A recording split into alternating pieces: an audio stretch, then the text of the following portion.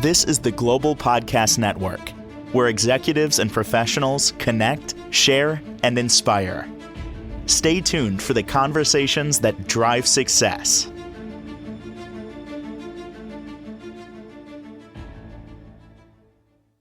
Happy New Year! Robert Gervais joining us. So excited he is back here from Earthbound Metaphysical. And again, Happy New Year. How have you been? Let's just catch up for a quick sec. I've been good. How about you? I am How was doing. your holiday? How Christmas went amazing. Then the stress of having my brother here was not good. It depressed me. It made us angry, upset. The whole family was fighting. He left, and now I feel like things are. I'm excited. My son's birthday was Monday. My birthday's Saturday. And then after this, it's like I feel like I can rest and relax again because it's just too much all at once, and it gets me agitated and anxious and stressed out. So I feel like the hurdle's on the end, and then it's like spring comes. So I'm really in a good mood, honey. How are you? I'm in a fantastic mood. We didn't really do much for the holiday, which was definitely needed. Sometimes Good. you just need a break. No, Sometimes you do. But I saw some of your photo shoots. You're nothing at JCPenney all the time. Like I love every year because like we're gonna go back to since they were babies, and then over the years we'll have a whole collaboration collection of pictures and be like, oh my goodness. So I love doing that every year. It's like tradition. Yeah, Yeah, that's I saw great. some of those online. I was like, oh, that's nice. That's like a You. great holiday tradition. Yes, yes. How's business going? What's going on with you? And for those that don't know about you and your company, tell us a little bit, and then we're gonna dive into some spiritual awakening in just a sec. Yep, I'm Robert Gervais. I'm the owner and CEO of Earthbound Metaphysical here in North Syracuse, one of the area's largest metaphysical supply stores. But yeah, no, we our holidays were pretty good, even for the business wise. Like you just asked, we did pretty well for the holiday season. This year, we're actually going to be changing things up a little bit. We're actually going to start being closed 2 days out of the week. We need a break. I know. Well, thank you. Well, talk about the store. Where is it specifically? With the shop, I should say. We're located in North Syracuse, right on Route 11, here in upstate New York. We're actually pretty easy to find. We're actually kitty corner to one of the best bakeries in town, so it works out pretty well. Good. Well, I'm excited you're here. Anyway, I want to know more about spiritual awakening, what that is, and is it true we can all experience this? Oh, And yes. okay. Everybody can experience a spiritual awakening. And some of us, most of us will experience many throughout our lifetimes. There's a lot of different ways one can go about falling into a spiritual awakening. Each time we go into one of these, it's because our body needs to. It's something our soul does to protect us on a wholesome level, is the way I like to look at it. Because if you don't take care of your mind and your body, your soul will do it for you. That's the way Yeah. I like to look at it. Yeah. So, but yeah, there are many different signs to your spiritual awakening. There's a lot of different things that do happen. There's such things as like emotional shifts. Some of these things could be your mood changes from good to bad and bad to good frequently. You get agitated quickly and easily, stuff like that. You start questioning everything, your religion, your spirituality, even your career. Different things tend to happen throughout our lives. Maybe you're at a different point in your life, and your body, you spiritually know that it's time for a change. So your soul will do these things to let you know that it's time for that. So even relationships. I mean, there's things that happen as you just know that it's not right for you anymore. We all go through that every day. It may be just as simple as like, oh, well, I shouldn't be eating that anymore. There's a reason for that because it's not as healthy or as wholesome as it should be for that you need to be spiritually inclined the way the human body is supposed to be. So, but yeah, there's a lot of different things that happen with that. You can even go through uh, someone's awakening could be the fact that they might be dealing with a lot of past traumas that they've never healed from, that they just buried down deep, and they just push them down and down and down, and then one day they get to a point to where all those traumas kind of come, are forced to deal with them. So their life becomes chaotic, and then they have to deal with all this past trauma in order to heal themselves on a spiritual level so they can move forward throughout their daily lives. We all go through different things all the time. I've been through them. I'm pretty sure you have, Jill. We've all gone through something to where we're like, you know what? It's time for a change. It's time that I do this for myself and not for everybody else. So what do you think? Have you ever felt like you've gone through, or have something has ever changed to where you have to make that prudent change? And if you don't, it's not good for you. It won't be good. I'm going to cry now because it's Robert. Maybe this is what's happening now. I am so overwhelmed with my household, my children, and my house is a disaster. Piles, mess. Now the holiday is trying to undecorate, but I still have piles. I have one room I can't even walk in. And I'm not a hoarder, but it seems like I am. There's a clutter issue, mental issue that I'm not well, because I get up, the kids, the work, the home to the kids, the homework, the feeding, the kids, the sports. I never have time for myself. And my self-time is not, I want to be selfish and go out and party. I don't do those things. I want to be able to organize my home. And I can't. There's mail everywhere. There's piles of clothes and now the Christmas decorations. You can't walk. And it's embarrassing, but I'm not embarrassed because it's just what's going on in my life. And I need to take care of myself and I need to focus on myself. But how can I? I'm with the kids all the time. And then when they're here, I can't focus. Maybe it's an ADHD thing. They need me. They're whining. They're crying. They're fighting. They're making a mess. I need to work alone. And I pray I have no one to take them away from me, and not in a bad way, but just to give me a break, because it's 24/7. There's no every other weekend with me. It's not, and I'm going to have like a mental breakdown, I feel, and I just say, this is enough, Jill. This is enough. It's 2026. You were the same way last year. You got nothing. You got a little bit done. You did, but not enough. When is it going to be your turn? This is affecting you internally, mentally. It's withdrawing your energy with the positive from you, and it's making you not happy. So I think I'm going through something. I know I'm going through something now, and I'm hoping that God is going to help me somehow. The divine's going to help me somehow get to this, because it's important to me for my own mental health, which I'm working with. I'm sorry, but yeah. No, you're perfectly fine. Like I said, we all go through it, and we go through it in ways that's different from everybody else. I just went through one myself where it's kind of similar to yours, where clutter is everywhere. And if I don't get it taken care of, I start to shut down personally. Like, that's just how it is. And it's just like you were. I don't want to talk to anyone. I don't want to do anything. I don't care. I want to be left alone. It's like depression. That's because that's burnout. Yeah, that is literally what it is. It's burnout. And even if it's not spiritual, just on an everyday burnout, we all go through it. But there are ways to combat that burnout. There's things that we can do on an individual level. Taking time away for 5 minutes, just 5 minutes to yourself. Just 5 minutes might be all that you need to get through that one day. Just 5 minutes just to get you to the next day, so you can start to plan things just a little bit more. That 5 minutes could be jumping in the shower, being alone for that little bit of time away from the kids.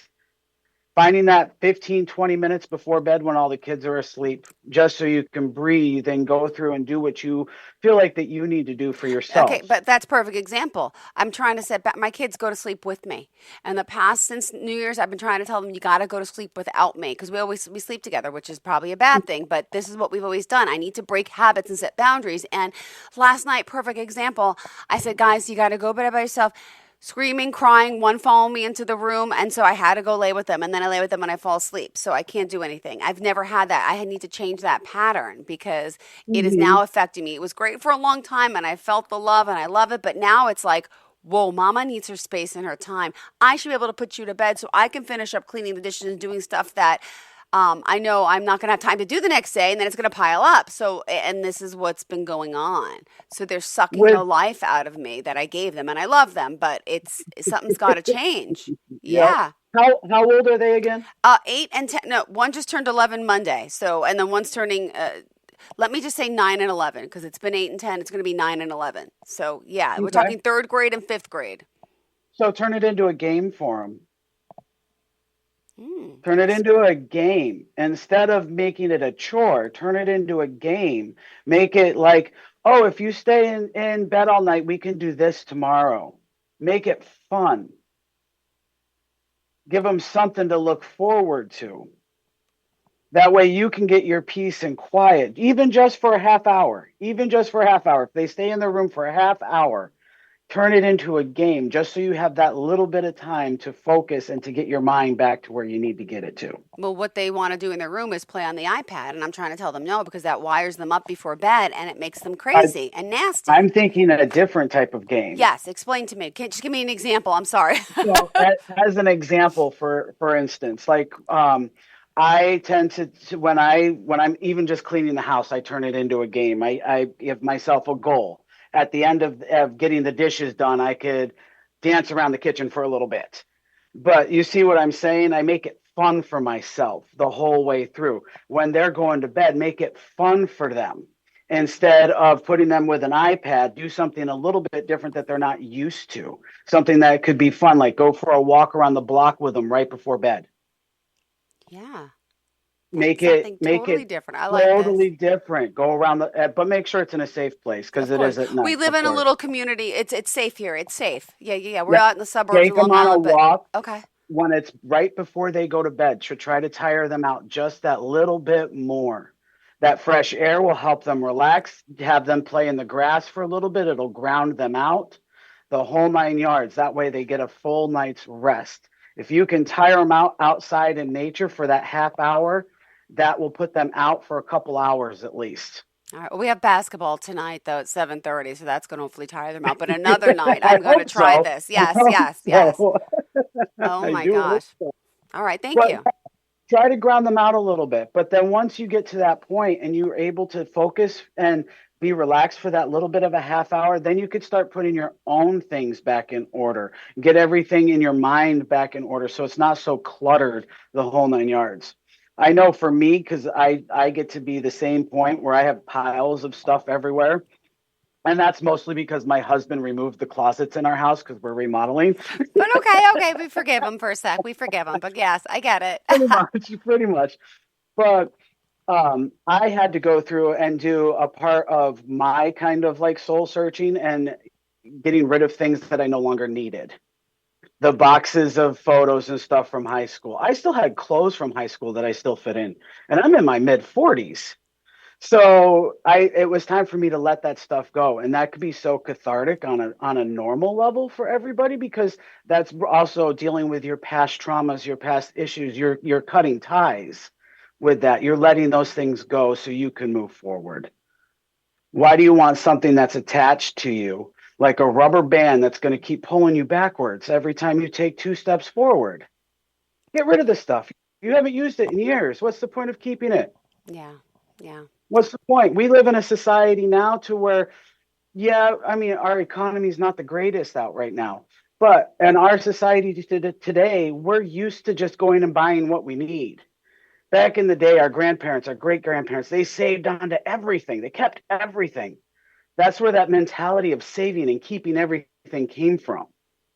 But by doing that has made our lives today cluttered. Oh, it sure That's, has. so we need to just let old things go so we can move forward.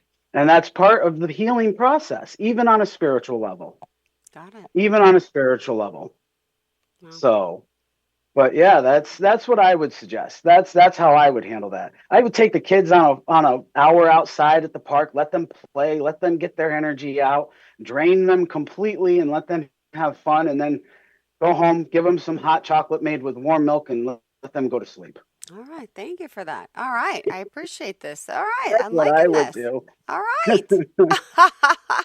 Wow. But with this, oh, sorry, back to the whole spiritual awakening thing. Sorry. There's other things that go along with it. There's periods of sadness, confusion, emptiness. There's bouts of that we all go through. There's periods of slowdown where we don't want to do anything. We don't want to get involved with anything. They don't want to take on anything more. And those are all signs that our body's telling us it's time for a break. It's time for grounding. It's time for centering and getting back to us for a little bit. That's part of the whole spiritual awakening thing as well. But with this, you might also notice that after you go through and take care of some of the things in your life, you might even notice that you might start getting signs like multiple numbers in a row coinciding with each other that match, like 1111 or 1212 or 1414, whatever. That's part of numerology. There's other synchronicities that you might see. You might see an animal outside that you have never seen before, but it's right there on your porch, and it's a purple owl. Who knows? But yeah, but that's just what it is. And that's how you know that it's a spiritual awakening, because other things are becoming more prudent. You might What become about more. dreams? My dreams have become so much more Oh, vivid. And during the day, I'm by myself, and all of a sudden, dreams from years ago just pop in my head, and I can't stop thinking about, like, why is this coming up? Why do I remember this dream? Why did I dream this? Why? I feel like I'm sleeping longer because I'm enjoying my dreams, like good and bad, but like they're very vivid. What do you think about dreams, if you don't mind me asking? I love dream work. It's one of my favorite things to work with. Dreams are our personal escapes. Okay. We can, even if the dream is a bad dream, that dream is giving us a message to help us throughout our lives daily. Okay. Say, for example, you have a dream of being in some grassy field off in the middle of nowhere, but it's you, and you know it's you, but you don't look like you. It's information that's coming from your subconscious that's going to help you get through your daily lives, through our daily lives, to be exact. But with your dreams, since you're having so many and so they're so vivid and everything, pay attention to them. What are you missing? What was going on in your life when you had those dreams originally? Is it coinciding with now? Is there something that needs to be Okay. changed? Okay. Stuff like that. Are you dealing with the same emotions as when you first had that dream years ago? So even if I'm talking about if it's a repetitive dream. So, but yeah, there's certain things our dreams are trying to tell us that we need to pay attention to. So, if you don't mind me asking, in one of your dreams, what happens? Well, I can give you like the latest. It was actually about a job that I used to work at. And they wanted me back, and they wanted me to work for them again. And next thing you know, in the dream, he came to me and says, "Hey," he's like, I'm just sorry, it's not going to work out this time, even though I told you it was going to." So it was like a disappointment type of dream, and I was like, "Oh." Okay. Then I have these dreams about my mother. That was last night. It's about the job. But then last night, it's about my mother who's passed. And she's always in my dreams in good ways. And she just pops up like it's normal. Like we're in the house, we're hanging out. It's just normal. It's just She's bizarre. visiting you. Yeah. Yeah. That's what it is. She's visiting you. That's what it Yeah. is. It's So, so weird but all the time. It's so normal. I is wake up like she was there. And it's not like, oh my is gosh, mom, you're alive. In my dream, it's like, it's so normal. I'm in her house. We're in the kitchen cooking. We're doing things. It's normal. That's what that was. I was just going to say, what is she doing? Is she cooking? Is she cleaning? Is she doing anything like that? Yeah. If she's cooking, it could be her trying to like reconnect with you in a different way. Maybe you're supposed to actually cook a meal that she used to cook. When was the last time you cooked something she cooked? Actually, like 2 months ago, meatballs. I did, and I never cook. So I did do that like 2 months ago. Okay. And with that, how did you feel? Great. Oh my gosh. I mean, her meatballs are the best. Homemade meatballs are the best, but how did you feel? Amazing. Like, Like emotional wise, did you have a feeling of connection? yeah, of course. It's bittersweet. It's like, oh my God, I'm tasting my mom. Like, this is reminds me of my mom. I think of my mom. It's beautiful. And have you done that with your kids? No, I did it myself. I should. I don't have anything that I cook the mei soup. My mother's soup, I cook them all the time. That's what I cook.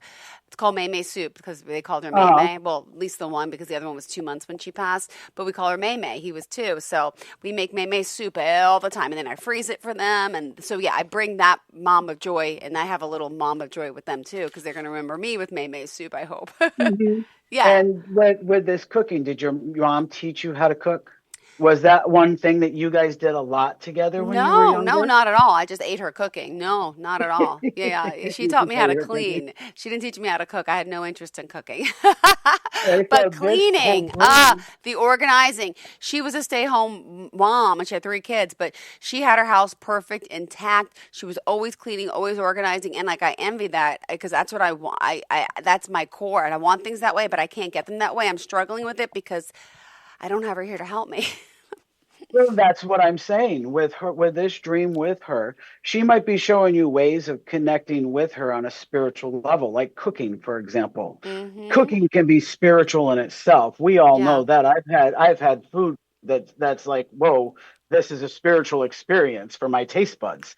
Like that's just how it is. Yeah. But this might be one of her ways of reconnecting with you, trying to help you by cooking. Cooking actually quite literally calms the mind, helps us relax, Yeah. unless you're like my husband who gets freaked out about cooking. He cooks, but he can get angry if it doesn't go right. But cooking could be a way of meditating for some people, a way for them to relax, a way for them to put their thoughts back into their into order, because cooking, you're just following a set of instructions. There's no real thinking that goes along with it. Yeah. Maybe that's your mom trying to show you that you need to relax a little bit, do some cooking, and then calm the mind and quiet the mind. Let it be cathartic. Thank you. All right. Thank you. Let it be Thank you. cathartic. All right. Sorry to talk about me. I didn't mean to, but thank Oh, you. We're talking no, about no, our spiritual awakening here, ladies and gentlemen, our spiritual burnout and things that no one tells you about when running a spiritual business. Continue, pretty continue. much. Pretty much.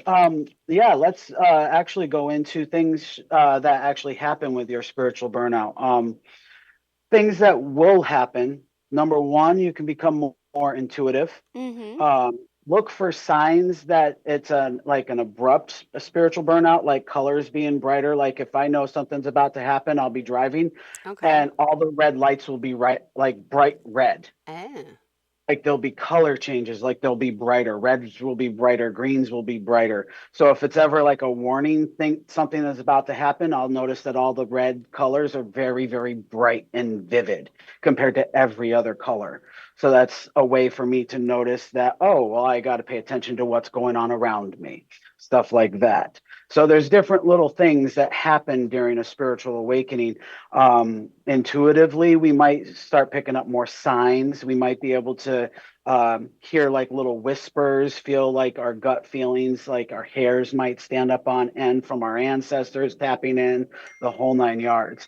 But pay attention to the little things once this starts to happen, and once you start going through your spiritual awakening.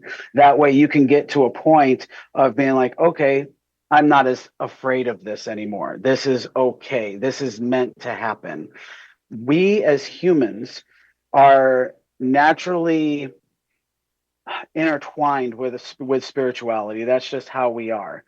We know the subtle energies that are around us, and we just have to follow through with them and trust with them, trust in them. That's the way it should be. Our bodies are going to do what they need, what they need to get us to where we need to be in our daily lives.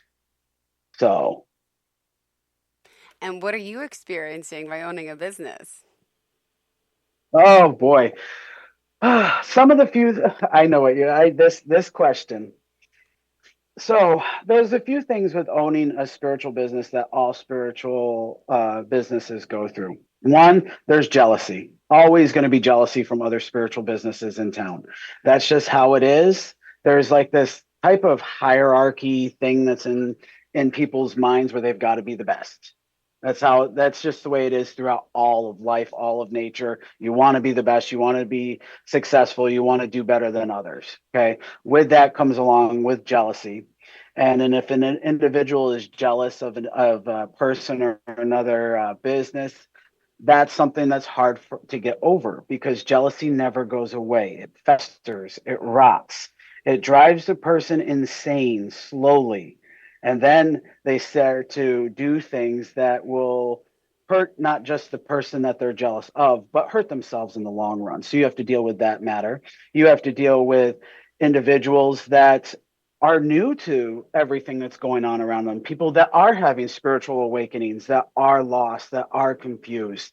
You have to be able to empathize with them. You have to be able to understand what they're feeling. And that's part of being an empath. That's what you have to do.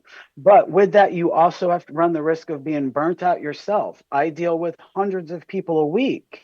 I help them on an emotional level, a spiritual level, the whole 9 yards. If I don't take time for myself, I can't help others. If I'm burnt out, how can I sit there and turn around and be like, how can I help you? How can I give you information if I can't take care of myself? That's just how it is. That's why this year we decided to actually be closed 2 days out of the week because I needed to start taking time. Yeah, because you're burning out. We all do. Ah. Well, after what? Oh, we've been here since 2015, and we really haven't taken any time off. And all that time, I've taken one vacation. One. So we are going to start doing that, but that's what we have to do to be able to help everybody else. So, but yeah, there's little things like that. Oh, well, then you also have to deal with, like, as a spiritual store owner, you also have to deal with the slowdowns and the slow periods of time. There are spirituality always gets put on the back burner when the economy starts to go south, or when things in people's lives, their spirituality always gets put on the back burner. So that always slows down the small businesses that work with spirituality, because we're always the ones who people think of last. But by doing so, we're also the ones that people think of first when they start to come out of their burnouts and everything else. So that's why it keeps spiritual businesses and spirituality going. We have our slow periods, but we're right there when that person needs us at that time. Got it. So, but yeah. Well, we got 2 So more tell me minutes more left. about. Oh, do we? Oh, dang! We went through that fast this time, didn't we? Yeah, we always. It's insane. Let's see. It just Yeah, seemed 27 quicker minutes. this time. Ah. It seemed quicker this time So than tell you normal. what. How about can I drop my kids off for a weekend, and you guys could like take care of them in the shop? Then I'll have some time Hey, alone. I've had people bring their kids in and they latch on to me like, but I'm going to be honest. I may be Okay, great with kids. I but may be great with them, but I can get annoyed with them real quick. I'm just as honest. I get annoyed with my own kids. I find I'm less annoyed with other people's kids than my own, but they so annoy the heck out of me. I love them Yeah. though. It's a crazy thing. Mhm. Do you have any pets? I actually do. I have 2 dogs, 2 cats, and a husband. Oh my gosh, you gotta. He's included in the pet. I have 8 cats right now and 2 kids. So I gotta get rid. Don't ask. They had kittens in December, and then in April I got rid of 3. I'm working on getting rid of 4 more. So that's another. Okay, look at your face. Yeah, crazy cat lady. No, Crazy. it's not that. I'm like, well, there's your problem is It's dealing zooming with in on litter your face boxes. right now. Like, there's your problem. It's a sign. I know it. I know it. It's a lot of upkeep with 2 automatic litter boxes and feeding, and it's just a lot. Yes, thank you. Oh my goodness, you would have that many cats as a full-time litter box employee. There's 2 automatic litter boxes in the house, and they're staying a group of them stays in one room because they have to, because they fight with the other one. So yeah, that's a whole other issue. And I had a taker. 2 were going home to North Carolina with my niece. New Year's Day I woke up, I was so happy, and then the mom texted me, the landlord won't let us have any more cats or else he's going to up my rent. So I'm like, what? So I felt a burden coming off it's in 2026. I'm like, I get rid of 2 cats. I got another 2 to go. And then, okay, it'll happen. It'll work. It wasn't meant to be for those babies' little souls, and I'll take care of them until they find the right homes. Hey, that's what we've got to do. Yes. So, Well, so thank you. technically, I can consider you the cat whisperer, right? So, You are like the people whisperer, yes, with your gifts. I'm like the cat whisperer. Yeah, the crazy cat I lady. Call it what you want, but thank you for being I kind about it. love cats more than I like dogs, and I know that shouldn't be because I have both. Yes, but But everyone cats has to their me, favorite. I get it. I get oh it. yeah, All right. oh Well, yeah, thank you. I'm sorry. We got to go now. Now we're running not a late. problem. How do we contact you? I'm so sorry. You can reach out at our actually updated website, earthboundmetaphysical.com, all brand new over there. Or you can just stop into our shop here in North Syracuse, Earthbound Metaphysical. All right. Thank you so much, sweetheart. Bye-bye. Have a great day. We'll talk next week. Bye. Bye. Thank Talk you. next week. Bye. This is the Global Podcast Network, where executives and professionals connect, share, and inspire. Stay tuned for the conversations that drive success.